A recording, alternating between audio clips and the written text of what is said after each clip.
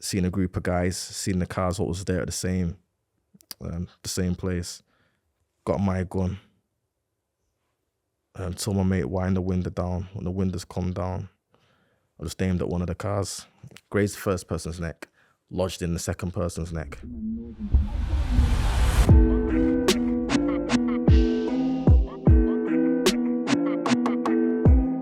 Childhood, you know what? It's kind of mixed emotions in terms of childhood. My mum was great. She's wicked. Did all she could, worked 2 jobs. Due to the circumstances, did the best she could. That kind of, I think that cemented the way I kind of interact and speak to people. I think that's a reflection of my mother, to be honest with you. The man who I was raised in the household with up until 9, that was a little bit different. I witnessed a lot of domestic violence. My mum used to get beat every day, every single day, more or less. In my household, like the things I was kind of exposed to. I've seen my mother get set on fire, stuff like that.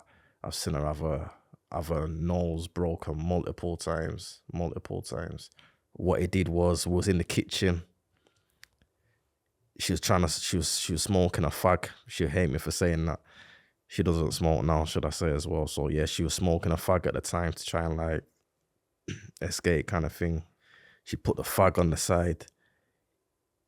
He'd got the pan was on the chip gas stove type of thing, and that was on. That's where she got the light from the cigarette.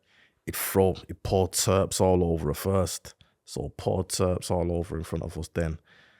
Got the fag and like flicked the fag on her. That's where my kind of my anger stemmed from. Cause like he used to always try and force me to fight, like force me to box and stuff like that.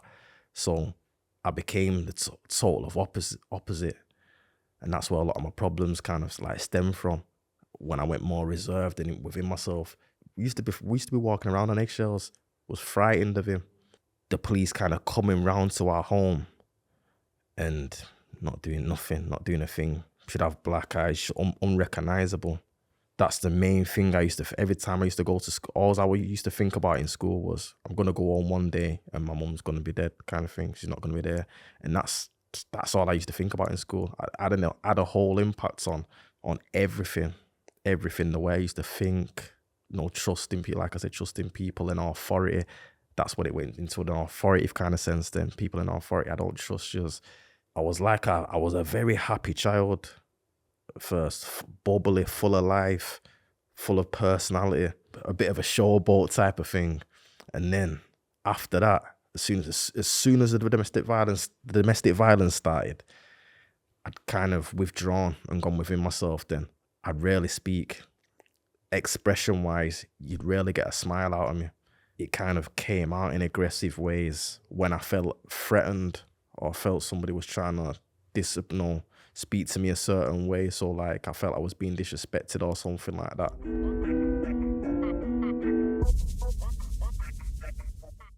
I was good in terms of classes, stuff like that. In breaks, if it weren't football, it was just getting into like stupid situations, like fighting, or if one of the teachers tried to discipline me in a certain way, just rebel. Always felt like I was being the scapegoat in school, always being pointed out to be the bad person. Even if I was in most of the situations I found myself in, I was actually defending myself because it was that suppressed aggression. I'd go too far. So I ended up like breaking two lads' noses. A guy in the year above me used to do karate. He's asking me for a fight. I'm saying, nah, like, I'm not even interested, stuff, I've got to think about my little sister to take home later on, stuff like that. I'm just thinking about all them type of things.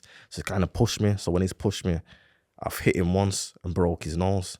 Then from that's when you get a reputation. And in the school, then you can defend yourself, and so then it stemmed from there. That's where all that type of stuff kind of stemmed from. Then when I was around about 10, 11, that's when my mum got an injunction out on the man I was raised around then.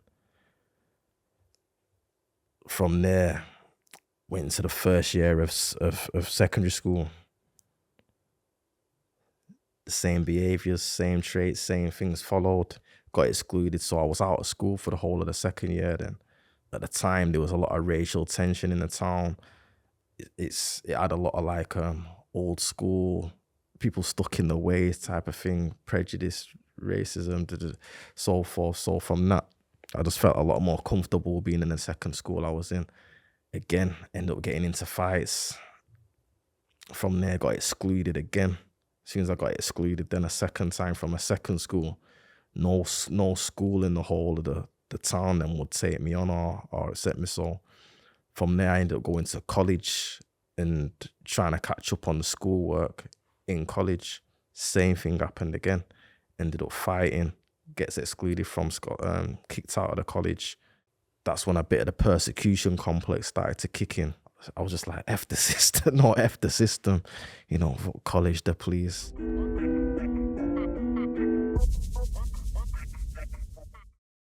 I was lost, totally lost. Didn't know who I was. And it's all about emotions, where it really. So I would hide and suppress my emotions even more with weed. Started smoking around about 15. At that time, that's when it's like, right, money. That's when I got like around selling bits and bats of weed here and there. Then that's when you're getting into that kind of criminal. You don't realize it. It's just everybody else is doing it. That's what the older lads are doing. That's how I don't want to feel embarrassed asking my mum for money. I'm going to sell a little bit of weed so I can buy some food. It weren't for anything glamorous. It was just to buy food or be able to afford my own trainers or something, no small things like that. So I could take a girl to McDonald's or something. You know, you're 14, 15, just things like that. Take the girl to the cinemas, to the pictures, things like that. My mum used to work in a shopping centre. So did the same person what she's got an injunction order out on now. I'm still picking up my sister and my little brother at this time as well now from school, taking them to my mum after she finishes work. What happens with that is I have to walk past his place of work as well. We're not allowed to see him or speak to him either. Causes tension. The head security guard in that place, he was friends with him. The way he used to speak to me, problems. So I get into fights with the security. I'd gone in one day and again, he was just trying to threaten me, trying to talk to me a certain way. So at that time, I went and bought a knife from the market. Went straight back into the precinct and stabbed him in his shoulder. So from that's where I got my first sentence. I'm not trying to justify anything. Yeah, same security guard. He was giving myself and my mum grief for years. So that was my kind of like how I justified that crime was I was just pissed. I'd had enough of him trying to kind of bully myself, and the way he used to try and speak to my mum in front of me as well. So I always used to say it as well, I'm going to protect my mum, I'm going to protect myself. And that's how I seen it at that time. I think I only got 4 months, so I wasn't there for too long. Looking at the circumstances, the situation, the build up, they actually understood that luckily it was a wound. It wasn't, it didn't punch or anything. It was just the intent. I'm kind of grateful that the way they kind of looked at it and approached it at the time. Hi, and welcome to Deep. We're a brand new channel from the team behind such shows as Agree to Disagree, Minutes Within the Gap, to name a few. And now we've launched this new channel to keep telling stories. And we'd love to hear what you think. So if there's a particular person you want to hear from, a particular theme that you want us to cover, please drop us a comment and also like and subscribe for more. Thanks. Now back to the story.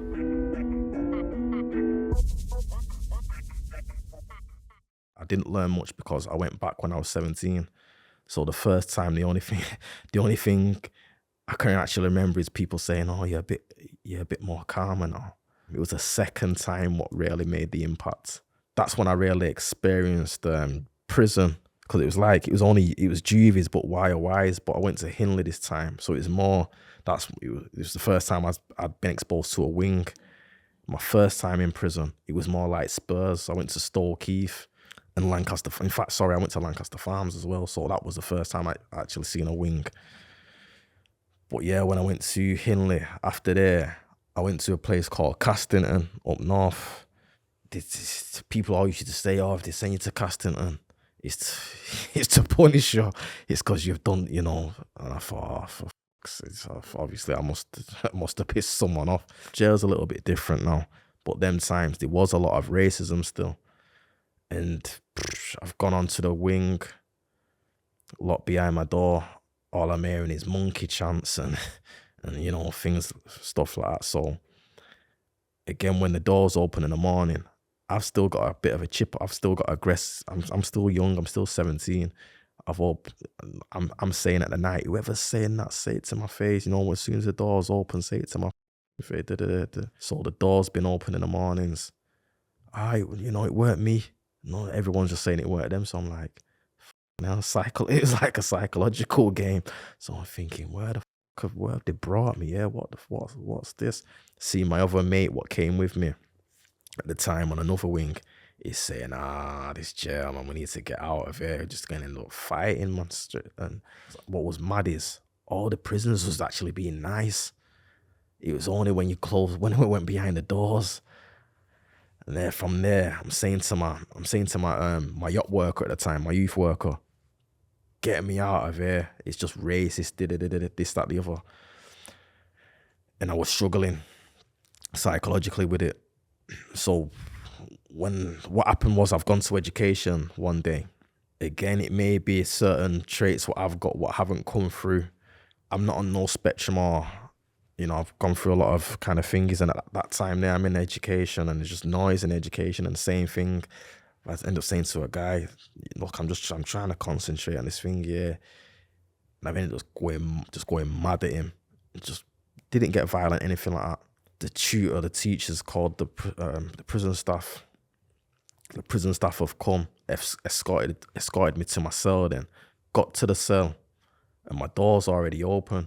When my door was open, there was an officer stood at the end of my cell.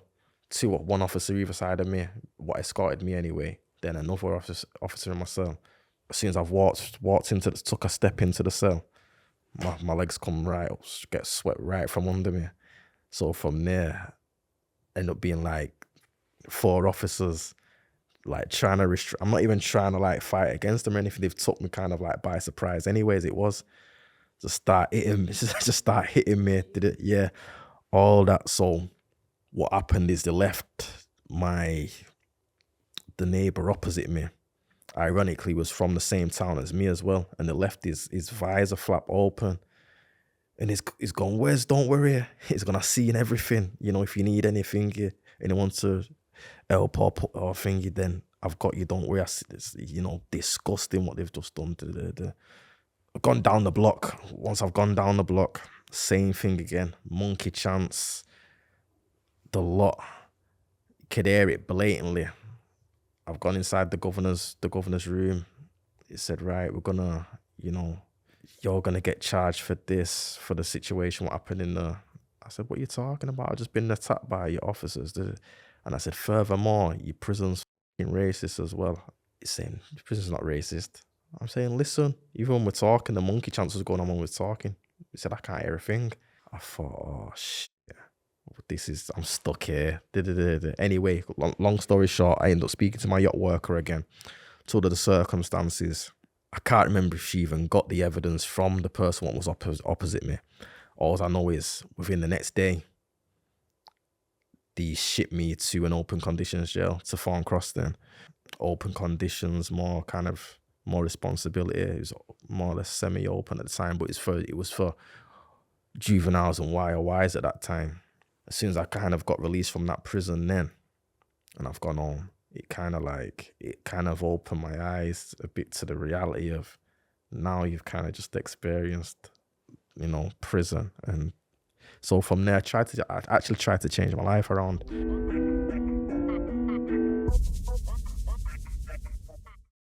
My friends phoned me one day and said basically a group of men have just more or less ran through his mum's house, turned it upside down. So I said, right, you know, come, we'll go to your mum's house, go and make sure she's all right, etc., and find out what actually happened. So we'd gone there. I've sat in the car because it's not my business. It's not my. I've said to my friend to go and go and deal with it. I'm just there if you need me. Like looked at the thingy out of the back window. It'd been surrounded by about 20, 30 guys. So I'd got out of the car then, put myself around him and try to like protect him. While I've done that, I'm speaking to some of the people. I knew some of them. So we're sorting the situation out. While we were sorting the situation out, a guy didn't know what was really going on. He'd come out of nowhere, hit me, and then ran off. So while he's ran off, I just instinctively start chasing him. While I've started chasing him, I've caught up with him and I've just smacked him. Puts him on the floor. While I've done that, I've looked round. There's about 10, 20 guys surrounding me then with bats, stuff like that. So while they've done that, a little commotion's happened. Through that commotion, we've got you now, and da-da-da. And these was guys, I'd had guys coming up to my house like with guns pointing them at the window. I say, right, I'm gonna get you all back one by one. They was kind of coming at me half-heartedly and then backing away as I was going at them. And it was all ego influenced, all young and boisterous stuff like that. From that day, one of them had threatened to shoot me anyway. So I've gone, right, you've just broke my watch, some stuff like material things, just broke my watch. I'll see you all soon. And you can anything what you've broken fingered, you can compensate for. Went back to their area later on, seen a group of guys, seen the cars what was there at the same place. Got my gun.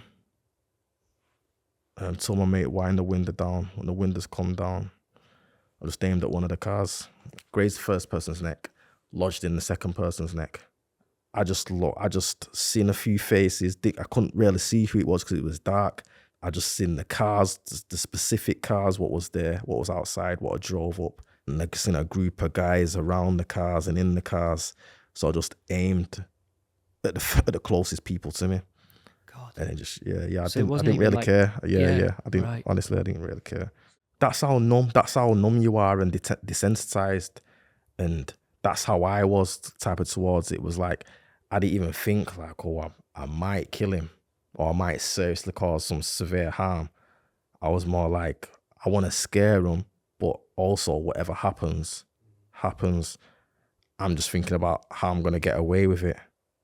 I'm not thinking about getting caught. That's not even on my mind. I'm just thinking about retaliation, revenge. Totally, you just desensitize, you just numb. You just think that's normal because that's the kind of lifestyle and environment you've chosen. I got convicted of and charged with attempted murder, possession of a firearm with intent to endanger life, and 2 Section 18s.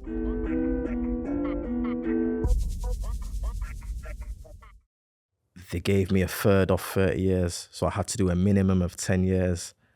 I served just over 10 and a half years. I always say if a person wants to change, it's got to be from that person. My challenge is how am I going to do this in an environment what's seen as volatile, where it's full of ego, and I'm around a lot of testosterone, a lot of men, a lot of things as myself. I already commanded respect because of the sentence I already had. So the people come up to me like, oh, these guys ain't gangster whiz. They say they call it, and I just like, is that how people actually think? You know, I was one of the youngest on the wing. I had people looking at my trainers, oh, them are bad. Like a 50-odd-year-old, 60-odd-year-old man talking to a young 22-year-old boy talking about them train. And I'm just thinking, I don't want that to be me. I don't want to do that. So what can I do? Why am I in here? I'm in here because I've got anger issues. I'm in here because I nearly killed someone. That needs to change. So what can I put in place to change that? What can I do to think of that? So the first thing I did is went to the library and buy a book on emotions, by Carl Jung. Looked at emotions, looked at thought, then self-development books. Because of the severity of my crime, I had to do cognitive behavioral therapy. That helped a lot. I hated it, but it helped a lot. So in terms of the prisoners and thingy, what I realized in prison is, and this is no disrespect to anyone neither. I remember being on a phone call with one of my exes when I was in Strange Ways in the first couple of years, and I said, I feel like, you know, I'm in a form of hell. Because I said, I feel like I'm in one flew above the cuckoo's nest, but I'm trying to stay sane. For me, sometimes I felt like I'm a person trying to go to university, but I'm around people with a nursery mentality. So the majority of the prison don't want to learn, don't want to become better. And I was all about how I manage me. I can't control what other people do, but I'll make sure I impose myself and manage myself and assert myself.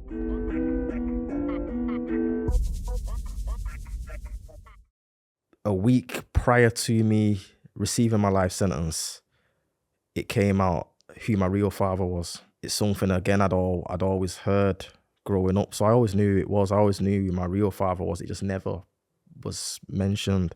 I've got a good relationship with my real father, and that's been growing, and that's something what got developed when I was in prison as well, unfortunately. But in terms of the person I was raised in the household with, only about 3 years ago now, it got brought up again to my mum. My mum got a phone call off the police. They need her to attend court. This, that, the other, this, that, and the fourth. And what happened was he ended up getting convicted of multiple violent assaults on women and also rape, etc., etc. And he ended up receiving a 25-year sentence. I didn't attend court. I didn't attend none of the, for my own personal reasons. But I was in the background with my mum, just trying to, you know, help her through the process and support her the best way possible and be as much guidance and support as possible to her, because it opened up a lot of wounds and a lot of things that she'd left behind after, again, getting the injunction order out on him when I was 11, 12, then to 25 plus years later, receiving a phone call. You know, so my mum's going through the process now of the family being there for her, and you know, she's healed and she's on a healing path and healing journey as well. So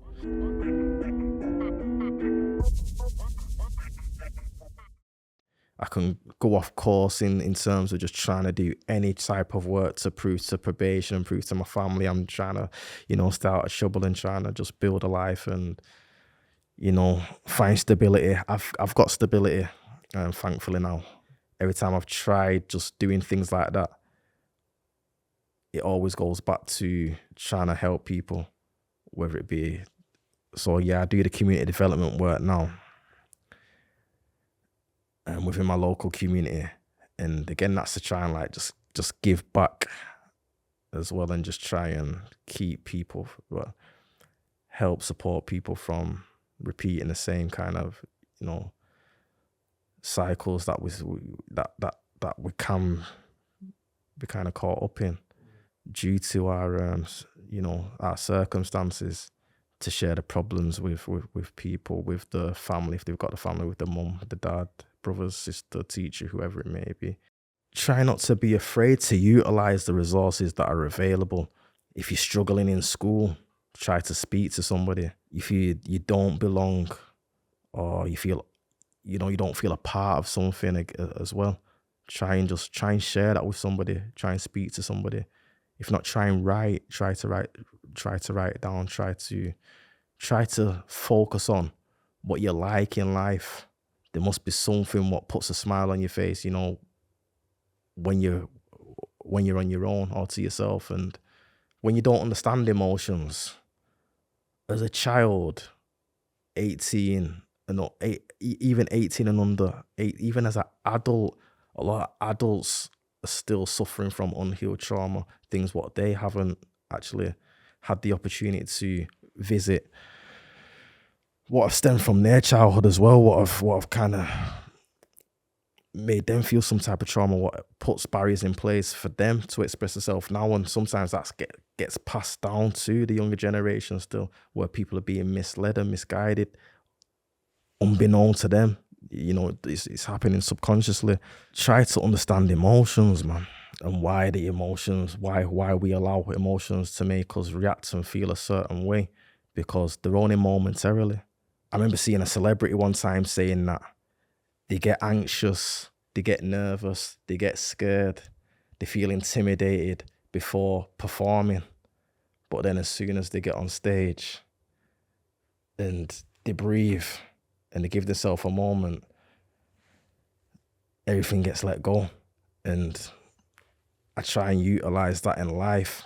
Boxers do it, sports people are great at it. How to understand your emotions, breathe, gain clarity, understand your thoughts, understand why you're thinking the way you think, and try and also present yourself the best possible way you can present yourself.